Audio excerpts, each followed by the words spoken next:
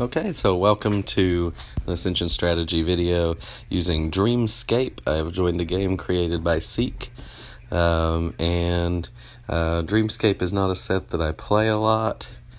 I do know that it feels like to me that a lot of it is based on high impact cards, big plays. Feels like that's the way generally that you win in this set, and so that is why I'm going to start out with the most high impact cards that I have on the side here.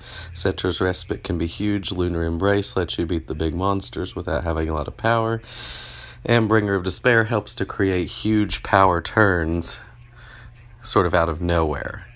And there already the Cetra's Respite may pay off. Now he started with the Lunar Pack and already had 2 Insight just on 2 Dreamborn cards coming to the center row, and he's able to pick up Vigil's Resolve, which is just really a huge, really a pretty huge impact card early in a game.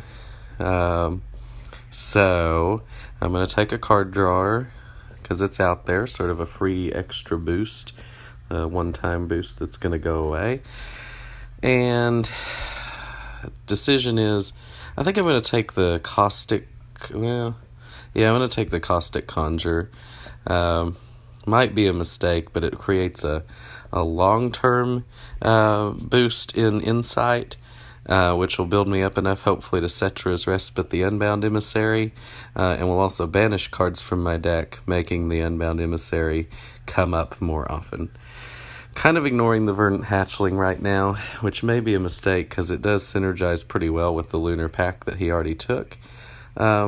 But by the same token, he did not choose to take the Verdant Hatchling on his first opportunity to do so. Instead, building his rune so that he could buy the Dream Willow, which is certainly a powerful incremental card. Now, pretty tempted to just use the Lunar Embrace to take the Fin Maw, because that will guarantee that I can pick up the Unbound Emissary before the next round. And I think that's what I'm going to do. Kind of putting all my eggs in one basket in some sense, but Unbound Emissary is just such a powerful card. Well, it doesn't guarantee it, I guess. I have to draw the Caustic Conjure, or else I don't get to do it. I'm going to not take the Deluding Djinn because I do want to use the... Okay, and I did draw the Conjure, so because I want to use the Cetra's Respite to get the Unbound Emissary. So I'm going to banish a Militia. I'm going to Respite to get the Unbound Emissary. Not my card, unfortunately, as it is simply not as powerful as the 15 cost Enlightened Hero that just gets anything. And then I'm going to think about, do I want another Mystic? Which I probably do, because there's Chaos Cannon, Inquiry Hydra. Yeah, I'll go ahead and take another Mystic. There's a chance I may be buying some of those cards. So, here, what I want is to Unbound Emissary the Chaos Cannon, being the highest value card out there, and difficult to afford to buy. And then I'm going to buy this Deluxe Capacitor to go with it, which is really going to build up the power of the Chaos Cannon. I basically just need a lot of Makana to go with it. As many as I can get.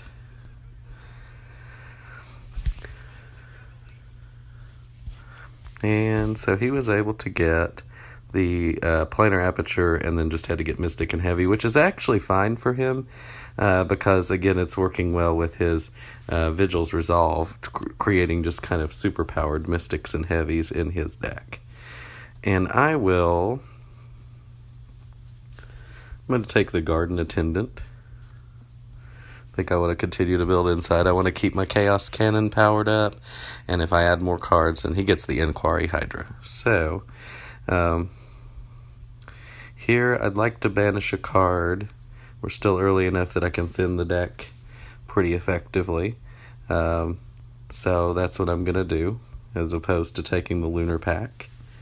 And I could take the Bringer of Despair. I've only got 1 Void card so far, so I think I kind of want to hold off. I'm going to hope to pick up some higher valued void cards at some point in the near future, as that synergy would pay off quite a bit. If not, my Dreamscape is kind of doing not very much right now. Okay, so what I'm going to do is take out, I think I'm going to use the Unbound Emissary to take out the Hulking Crab, mainly because I don't want to have Hulking Crab hit me. Maybe I'll take the Lunar Pack first, and just kind of see what pops out. And that actually kind of makes me, I sort of want to go for that. And I can use the Chaos Cannon now to beat the Hulking Crab. So that's what I'm going to do.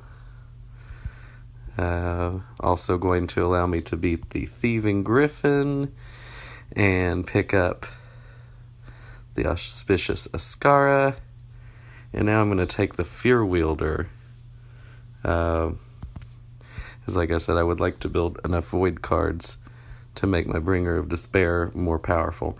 In Dreamscape, there's no reason right now to take the Bringer of Despair, as it's not time to shuffle yet. But on my next turn, I will have a decision to make if I want that card yet or not. Okay, so he actually played a Dust to Dust from his Dreamscape, destroying all my constructs, which is a solid play for him. Make me redraw those. I'll hope to draw them in the right order. I'm going to take the Ephemeral Monk. The question is, do I want another Lifebound card to go with my Lunar Pack Verdant Hatchling? I don't think Loam Summoner, it's just not a very powerful card, and so by itself it's not very good. So I think the Alluring Shaman is probably better. I should be able to build more insight at this point than I'm going to need for Dreamscape cards. And I think... yeah, it's probably worth taking the Bringer, because once I've got the Chaos Cannon on the board, if I draw that in one other Void card, it just, I get to make a huge amount of power.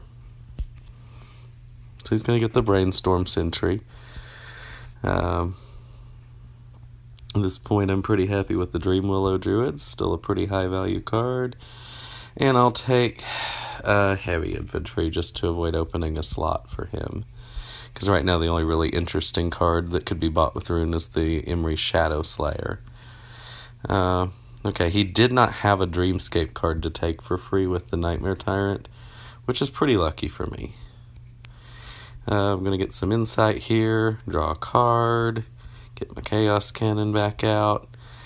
I'd like to pick up this Nightmare Harvester, because that really creates some power with the Bringer of Despair.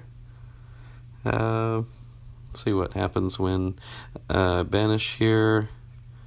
I'm probably not going to be able to activate the Chaos Cannon this turn, so I can probably just banish a monster. I don't want him puppet mastering away my insight, because I want to activate that Chaos Cannon as much as I can. And I think the Imri is really... Well, first we take the Ritualist, and then I think the Imri is the most powerful thing that I can get here. So I will get that. Another Ritualist. And probably worth using the Insight to get 2 honor at this point. I don't have any dream cards. So, then I'll just take another Alluring Shaman. At this point, getting kind of paid off for having things that use up my Insight, because I just don't have that much Insight. Chaos Cannon is the only other thing I can really use it for. Oh my goodness, I'm going to get to beat Nihilus the Despair. And that is a huge play. Most of the time when you beat that card in Dreamscape, you're going to win the game. And in this case, it appears that I am going to defeat it. So I want to empty my hand first in case I hit an Armistice. I play I get nothing off the Tech Leap. I get an Imaginative Matron, and I get a Canopy. And then I pick up the Dream Lab, which is nice. Because it makes it easier to activate the cannon. And I think the Nocturnal Seer is a fine play too. I'm not sure that I'm really thinking through as well as I could some of these plays and describing them as well as I could in Dreamscape. Partially just due to, lack of, haven't played the set nearly as much. But, in general, as I kind of said starting out, going after the highest value, big play kind of capability cards. And so far feels like that's really paid off. So, I think I definitely want to activate the Chaos Cannon. It's going to cost me 4 power to do it, but I'm going to get 10 power back. I guess I can do this first and see what happens. I mean, it's just kind of trading in insight for honor, so seems fine. I might actually want to use more power for it and save the insight. Probably be able to pick up another insight, so I'll use one of the insight and use this ability. And I actually should have used one more of the insight. If I'd counted that correctly, I would have realized it was an odd number of power I was going to come up with. One of those weird plays that doesn't come up too often, but when it does, you want to count it out and get maximum value off of it. But I think in this case, pretty much fine. Things have gone really well in this game. Getting to utilize Chaos Cannon a couple of times is pretty huge, and I'm going to maybe get to do it one more time, and also get to use an insight for the Alluring Shaman for honor. Here, it was the last turn of the game. Just want to take the highest value ratio card, which is that Dream Willow Druid, and then I will use the Chaos Cannon. Allows me to defeat the Tide Stalker. And I'm going to pop this because it's worth more honor defeating monsters than it is sitting in my deck. Use another insight here, and then just kill a bunch more cultists. Been cannoning those cultists down like crazy, and that is that. So, win a game of Dreamscape, and when you get an Unbound Emissary and just start banishing quickly. And also get a Chaos Cannon. That is the way that tends to happen. So thanks for watching, and I'll see you next time on Suicide Squad Ascension videos.